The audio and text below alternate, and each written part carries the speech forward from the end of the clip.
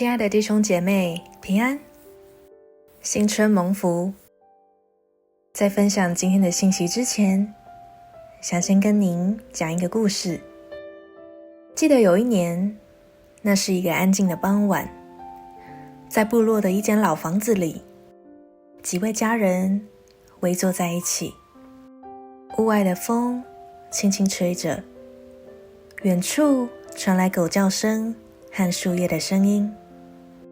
桌上放着一本已经翻旧的圣经，封面有些磨损，边角已经泛黄。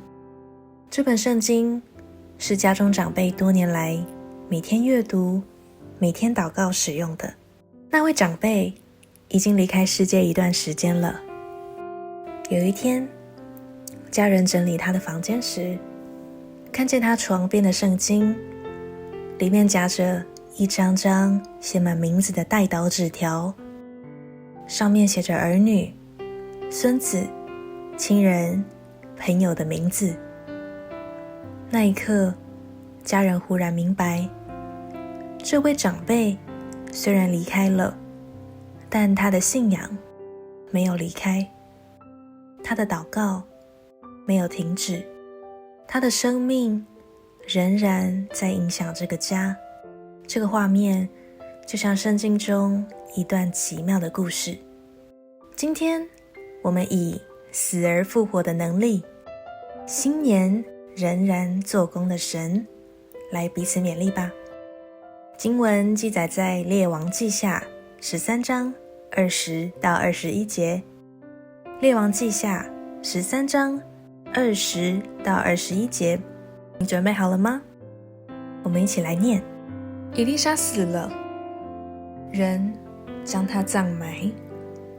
到了新年，有一群摩押人犯境，有人正葬死人，忽然看见一群人，就把死人抛在以利沙的坟墓里，一碰着以利沙的骸骨，死人就复活，站起来了。Mapatay tu si Elisa, taslemen ang racing ra. Tu miheza-hezaan ida aku Moab atamslaw a masaflaw a masakaput a mitumul tu Israel a miafas.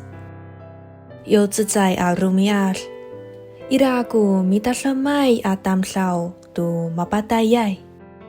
Idiyai, fahal sa maaraw ng ragu masaflaway at tamslaw atay ni.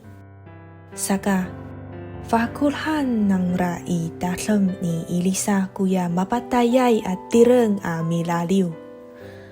Parfu ukak ni Elisa kuya mapatayay at tireng Patatikur maulip kuya mapatayay at tamslaw. Luwal sa tumireng. So Elisha died, and they buried him. Now bands of Moabites used to invade the land in the spring of the year. And as the man was being buried, behold, a marauding band was seen, and a man was thrown into the grave of Elisha. And as soon as the man touched the bones of Elisha, he revived and stood on his feet. 今天的信息要从一个不可思议的神迹说起。今天我们要看的经文也是非常的特别。一个死人被丢进以利沙的坟墓，一碰到先知的骸骨，竟然就复活了。这不是神话哦，是圣经真实记载的神迹。这段经文要告诉我们什么呢？神的能力不会因为人死了就停止，神的作为不会因为环境的困难就结束。而当时的以色列是什么样的背景呢？当时先知以利沙过世了，以色列国属灵败坏，百姓开始拜偶像，国家逐渐软弱，又被敌人欺压，属灵光景非常的低落，好像灵性死亡一样。而就在这样黑暗的时代，神仍然行出复活的神迹。这点提醒我们，即使时代不好，神仍然掌权。神迹的本身，死人遇见生命就复活。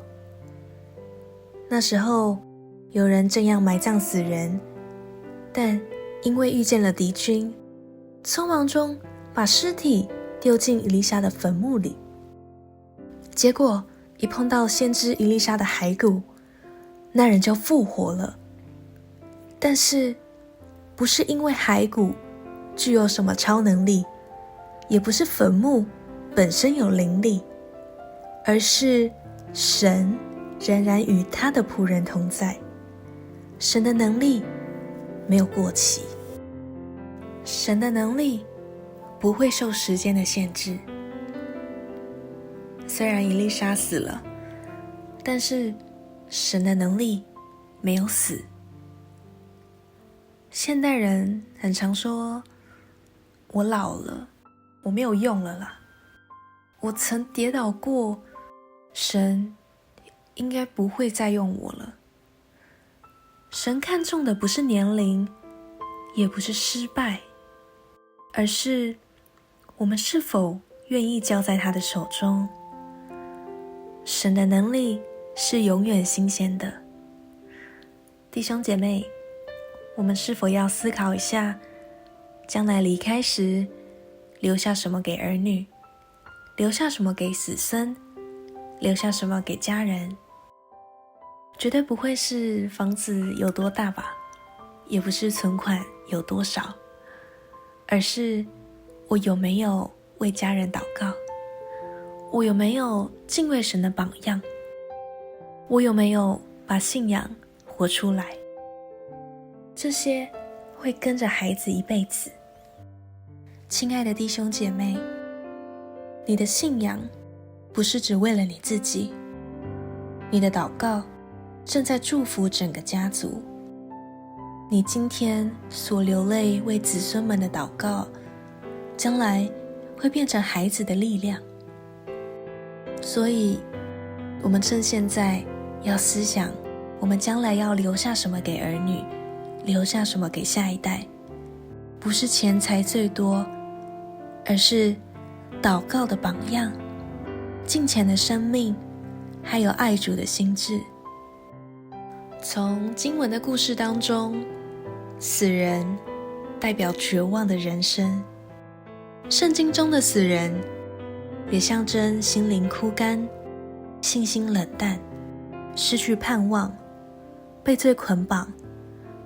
很多基督徒表面活着，里面却很疲倦。但今天经文告诉我们，只要靠近神的生命源头，就必定能复活。因为耶稣就是生命的源头。当人靠近主，祷告、读经、敬拜，属灵生命就会苏醒。今天这段经文告诉我们，人是会离开的，但是神永远不会离开。人一定会软弱，但是神不会软弱。时代会改变，但是神不会改变。圣经人物以利沙虽然死了，但是神仍然借着他的生命叫人复活。这提醒我们，你今天的祷告是没有白费的，你今天的信心也不会过期，你今天对信仰的坚持，神都纪念。也许你觉得自己老了，累了，没力了，但在神眼中，你仍然有价值。只要你还愿意亲近主，神就还在你生命里做工。愿我们一生活着时能祝福别人，离开时也能影响别人。愿我们一生荣耀神。阿们。请大家安静，闭上眼睛，我们一起来默想。我现在离神近吗？还是远了？心里对主说一句话：主啊，我愿意亲近你。若我离开，家人会记得我什么？一起来对主说一句话：主啊，让我成为家人的祝福。我是否相信神还要使用我？对主说一句话：主啊，我把一生交给你。我们一起来祷告。亲爱的天父，感谢你爱我们，不离不弃。求你更新我们，让我们一生亲近你，祝福家人，使用我们的祷告影响我们的后代。奉主耶稣的名祷告，阿们。